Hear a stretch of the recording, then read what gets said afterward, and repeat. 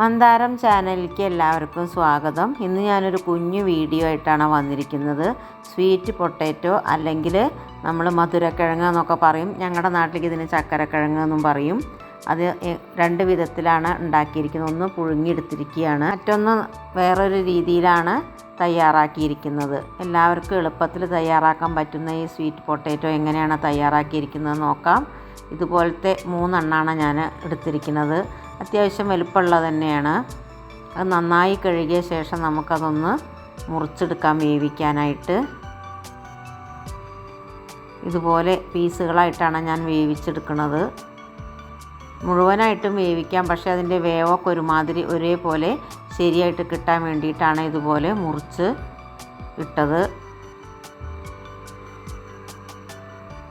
നല്ല കളറുള്ള നല്ല ചക്കരക്കിഴങ്ങായിട്ടാണ് ഇത് കിട്ടിയിരിക്കുന്നത്. ഞാൻ ഇതുപോലെ എല്ലാ പീസും മുറിച്ചെടുത്തിട്ടുണ്ട്. ഇനി നമുക്കിതൊന്ന് വേവിച്ചെടുക്കാം. അതിന് വേണ്ടിയിട്ട് ഒരു വലിയ പാത്രം, ഒരു വലിയ ചീനച്ചട്ടി തന്നെ ഞാൻ എടുത്തിരിക്കുന്നത്. അതിലേക്ക് കുറച്ച് വെള്ളം എടുത്തു. നമ്മൾ ഈ ഇട്ട് കൊടുക്കുന്ന കഷ്ണത്തിൻ്റെ കുറച്ച് മീതിയായിട്ട് വേണം വെള്ളം ഒഴിച്ചു കൊടുക്കാൻ.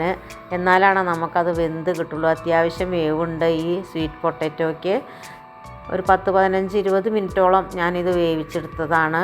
വല്ലാതെ തീ കൂട്ടി വയ്ക്കരുത്. ഒരു നോർമൽ ഫ്ലെയിമിൽ വെച്ചിട്ട് ഇത് അടച്ച് വേവിച്ചെടുക്കണം. ഇതൊന്ന് തിള വന്ന ശേഷം നമുക്ക് തുറന്ന ശേഷം നമുക്ക് ഉപ്പ് ചേർത്ത് കൊടുക്കണം. ഇതിലേക്ക് പാകത്തിന് ഉപ്പ് ചേർത്ത് കൊടുക്കണം, കൂടുതലാവരുത്. നമ്മൾ ആദ്യം ലേശം ഉപ്പിട്ട ശേഷം ഒന്ന് ടേസ്റ്റ് ചെയ്ത് നോക്കി വേണമെങ്കിൽ മാത്രം രണ്ടാമത് ഇട്ട് കൊടുക്കാം. കമ്മിയായാലും നമുക്കത് ടേസ്റ്റ് ഉണ്ടാവില്ല. ഉപ്പ് നല്ല കറക്റ്റ് പാകത്തിന് തന്നെ ഇട്ട് കൊടുക്കാനായിട്ട് ശ്രദ്ധിക്കണം. ആ സമയത്ത് നമുക്ക് ഈ പീസുകളൊന്ന് ആദ്യം ഇട്ട് കൊടുത്തൊക്കെ ഒന്ന് തിരിച്ചിട്ട് കൊടുക്കാം. ഇതുപോലെ ഞാനിത് വേവിച്ചെടുക്കാൻ കാര്യം എന്താണെന്ന് വെച്ചാൽ നമുക്ക് ഇടയ്ക്കിടയ്ക്ക് ഇതിൻ്റെ വേവ് ഒന്ന് ചെക്ക് ചെയ്ത് നോക്കാം. മറ്റേത് നമ്മൾ കുക്കറിൽ വെച്ചിട്ടായാലും വേവിച്ചെടുക്കാം. പക്ഷേ ചില സമയത്ത് ഈ കുക്കറിൽ വേവിച്ച് കഴിഞ്ഞാൽ ഒന്നല്ലെങ്കിൽ അത് ഒന്നിച്ച് വേവ് കൂടിപ്പോവും, അല്ലെങ്കിൽ അത് കുറവാവും. നമുക്ക് ഇങ്ങനെ വേവിക്കുകയാണെങ്കിൽ നമുക്ക് വെന്തോന്ന് ഒരു പപ്പടം കുത്തി വെച്ചിട്ടൊന്ന് കുത്തി നോക്കാം, അല്ലെങ്കിൽ സ്പൂൺ വെച്ചിട്ടോ എങ്ങനെയായാലും വേണ്ടില്ല. അതൊന്ന് ടെസ്റ്റ് ചെയ്ത ശേഷം മതി ഗ്യാസ് ഓഫ് ചെയ്യുക. ഇപ്പോൾ ഒരു 15 മിനിറ്റിലധികമായിട്ടുണ്ടാവും ഞാനിത് വേവിച്ചിട്ട്. ഇത് കണ്ടോ, ഇതുപോലെ കുത്തി കൊടുക്കുമ്പോൾ നന്നായിട്ട് വെന്തിട്ടുണ്ട്. എന്നാൽ ഇത് അളിഞ്ഞു പോയിട്ടുമില്ല. കൂടുതൽ വെന്താൽ ഇത് അത്ര ടേസ്റ്റ് ഉണ്ടാവില്ല. നമുക്ക് പീസായിട്ട് തന്നെ കിട്ടണം. ഗ്യാസ് ഓഫ് ചെയ്തു. ഇനി ഇതിൻ്റെ വെള്ളം മൊത്തമായിട്ട് നമുക്കൊന്ന് മാറ്റിയെടുക്കാം. ഇതുപോലത്തെ ഒരു സ്ട്രെയിനറിലാണ് ഞാൻ ഒഴിച്ചു കൊടുത്തത്. അല്ലാതെയും നമുക്കത് ഊറ്റിയെടുക്കാം. ഇങ്ങനെ കിട്ടിയിട്ടുണ്ട്. ഇനി ഇതിൽ നിന്ന് 2 പീസ് എടുത്തിട്ടാണ് ഞാൻ മുറിച്ചിട്ട് വേറെ തരത്തിൽ ഇതുണ്ടാക്കിയെടുത്തിരിക്കുന്നത്. അതിന് വേണ്ടിയിട്ട് ഞാൻ ഇങ്ങനെ 2 പീസ് എടുത്ത് ഇതുപോലെ ഇത്രയും വലുപ്പത്തിലാണ് മുറിച്ചെടുത്തത്. ഇത് കണ്ടില്ലേ, നന്നായിട്ട് വെന്തിട്ടുണ്ട്. നല്ല ടേസ്റ്റാണ് ഇത്. ഇങ്ങനെ അല്ലാതെ കഴിക്കാനും ധാരാളം പ്രോട്ടീനും നാരും അടങ്ങിയിട്ടുള്ള ഒരു കിഴങ്ങാണിത്. ശരീരത്തിന് നല്ലൊരു പോഷകാഹാരമാണിത്. ഇനി നമുക്ക് മുറിച്ച് വെച്ച മധുരക്കിഴങ്ങ് തയ്യാറാക്കാം. ഒരു തവ അടുപ്പത്ത് വെച്ച ശേഷം അതിലേക്ക് ഒരു ടേബിൾ സ്പൂൺ വെളിച്ചെണ്ണ ഒഴിച്ചു കൊടുത്തു. ഇനി അതിലേക്ക് ചേർത്ത് കൊടുക്കുന്നത് ചതച്ച മുളകാണ്. നമ്മൾ എത്ര കഷ്ണം എടുത്തിട്ടുണ്ട് വെച്ചാൽ അതിനനുസരിച്ച് മാത്രം മുളക് ചേർത്ത് കൊടുത്താൽ മതിയാവും. ഞാനൊരു ടീസ്പൂൺ ഫുള്ളായിട്ട് ചേർത്ത് കൊടുത്തു.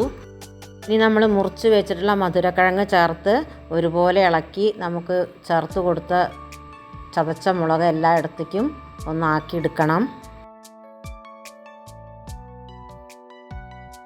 അതിനുശേഷം ഞാൻ ഒരു ഉള്ളി, ചെറിയ ഒരു സവാള നീളത്തിൽ അരിഞ്ഞ് വെച്ചിട്ടുണ്ടായിരുന്നു. അത് ഇതുപോലെ അങ്ങനെ പച്ചയ്ക്ക് ചേർത്ത് കൊടുക്കുകയാണ്. ഈ ചൂടിൽ തന്നെ അതൊന്ന് വാടി കിട്ടിയാൽ മതി. അതാണ് നമുക്കിതിൻ്റെ സ്വാദ്. പിന്നെ ഒരു 5-6 ഇല കറിവേപ്പില ഇട്ട് കൊടുത്തിട്ടുണ്ട്. ഇത്രയും മതി. ഇനി ഗ്യാസ് ഓഫ് ചെയ്തിട്ട് നന്നായി ഇളക്കി യോജിപ്പിക്കാം. നമുക്ക് ഈ ഉള്ളി ഇതിൻ്റെ ഇടയിൽ നമുക്കിങ്ങനെ കടിക്കാനായിട്ട് വേണം. അത് വാടേണ്ട ആവശ്യമില്ല. ഇത്രയും മതി. ഇതുപോലെ എല്ലാവരും ഒന്ന് ചെയ്ത് നോക്കണം. വെറുതെ പുഴുങ്ങിയെടുക്കുന്നതാണ് എല്ലാവരും ചെയ്യുന്നത്. അങ്ങനെ ചെയ്താലും കുഴപ്പമൊന്നുമില്ല. നമുക്ക് ഈ മധുരക്കിഴങ്ങ് ഏത് തരത്തിൽ കഴിച്ചാലും നല്ലതാണ്.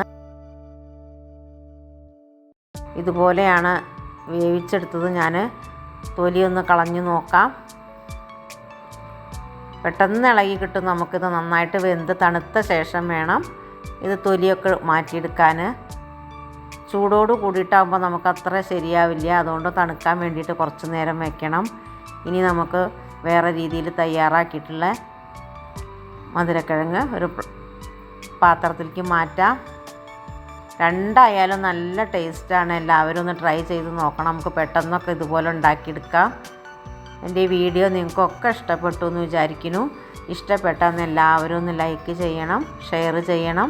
ഞാൻ എപ്പോഴും പറയുന്ന പോലെ എൻ്റെ വീഡിയോ സബ്സ്ക്രൈബ് ചെയ്യാതെ കാണുന്നവരൊന്ന് സബ്സ്ക്രൈബും കൂടി ചെയ്തേക്കണം. ഇനി ഞാൻ മറ്റൊരു വീഡിയോ ആയിട്ട് വരാം.